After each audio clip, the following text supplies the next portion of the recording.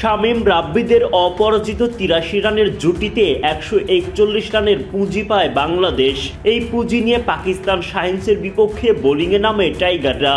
Opening জুটিতে পাক ব্যাটাররা তোলেন ৪৭ run. Tanzid তামিমের থ্রোতে স্ট্যাম্প ভেঙে দেন wicket keeper Akbar Ali. Run আউটের শিকার মোহাম্মদ হারিস। প্রথম উইকেটের দেখা পায় বাংলাদেশ। রান আউটের মাধ্যমেই পাকিস্তানের দ্বিতীয় উইকেটটাও তোলে টাইগাররা। রাকিবুল হাসানের সরাসরি থ্রোতে রান আউট আরেক ওপেনার ফারহানও। এরপর মুকিদুল ইসলাম মুগ্ধর বলে আবু হায়দার রনির ক্যাচে তৃতীয় উইকেটের উল্লাসে মাতে বাংলাদেশ। এরপর রাব্বি এবং রাকিবুল আরও একটা করে উইকেট তুলে নেন। জমে ওঠে ম্যাচ। শেষ ২৪ বলে পাকিস্তানের দরকার পড়ে ২০ রান। রিপন মণ্ডলের করা ১৭তম ওভারে একটা রান আউট সহ বাংলাদেশ পায় ২টা উইকেট। তখন জয়ের স্বপ্ন আবারও দিতে থাকে উকি। যদিও সেই জয়ের স্বপ্ন শেষ পর্যন্ত আর বাস্তবে রূপ নেয়নি।